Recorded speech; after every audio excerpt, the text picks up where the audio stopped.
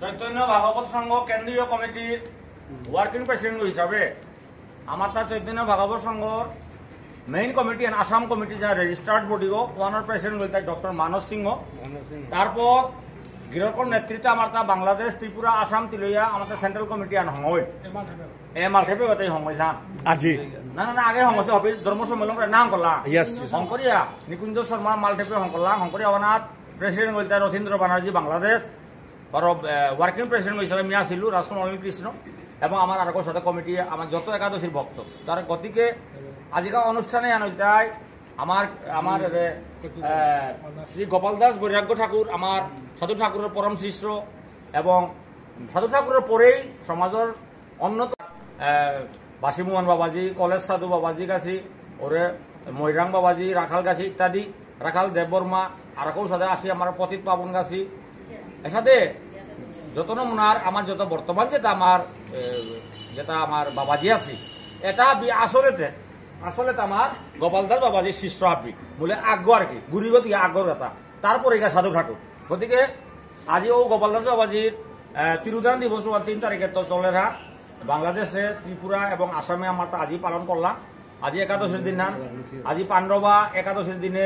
আমার মেহেরপুর একাদশী সংঘর সহযোগিতায় এবং চৈতন্য ভাগবত সংঘের ব্যবস্থাপনায় এবং আমার মেহেরপুর পরগনার বিভিন্ন ভক্তমণ্ডলী একাদশী ভক্তমণ্ডলী হাবিয়ান থাইয়া লগে বারো মনপুরের তো 12 পথ আমার সাধু ঠাকুরের ভক্তগিরি ধানী আহেছি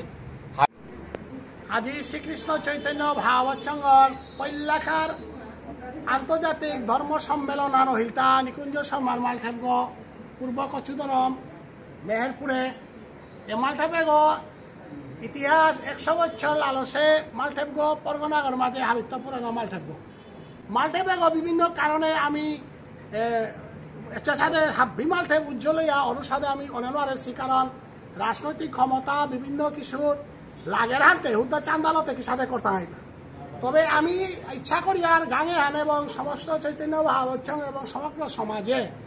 এ শিলচর শহরের বুকত এ পুরানা ঐতিহ্যবাহী মালঠেবে করে চাংখল করা নিকা বলিয়া আজি যে স্টেফানি নেসিগা মন্দির কমিটি এবং গাঙর মানুষে আমি ধন্যবাদ জানিয়ার যে আন্তর্জাতিক ধর্ম সম্মেলন আয়োজন করে পারেছিলাম যেখানে ভারত বাংলার মানুষ একসাথে পুল করিয়া বাংলাদেশের মানুষ গিয়া আমার বাংলাদেশে বিরাট অধিবেশন করলাগা করিয়া গিয়া তানব অধিবেশন করিয়া গোপাল দাস বাবাজির বিটাগনি কালিয়া গোপাল দাস বাবাজির উৎসব করানি কলান্তে আমি আমার ইন্ডিয়ার মানুষ যেটা আছে তাই বাংলাদেশের ওয়ানের সমর্থন জানিয়া সাধু বাবার উৎসব বাসিমোহন বাবাই করেন কলেজ বাবাই করেন বা অন্য কই কর্তারা ওয়ানে হান এন কিন্তু মালঠাবেগর ডাঙর ইতিহাস আন সৃষ্টি হল কুঙাল ভারতের মাটিতে পৈলা গোপাল দাস বাবাজির জাতীয় উৎসব আর তাই নিকুঞ্জ শর্মার যেখানে সাধু বাবার উৎসব পৈলা কৃষ্ণ কুমারে তার জায়গা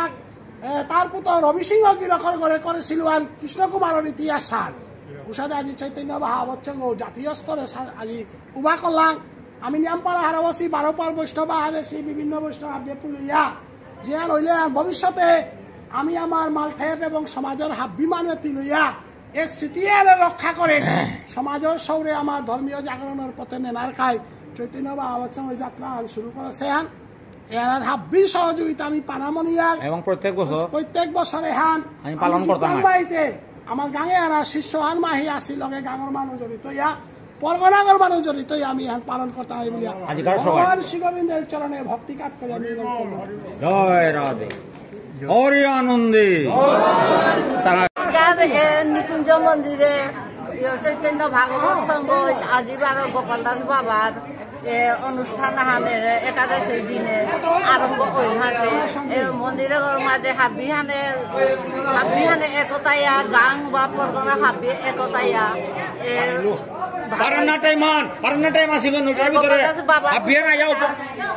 গোপাল বাবার উৎসবে হাবি হানে হাড়ুয়া চাংখল করে বছর বছরে করিয়া জিগা এখানার মাঝে মিলই করলু।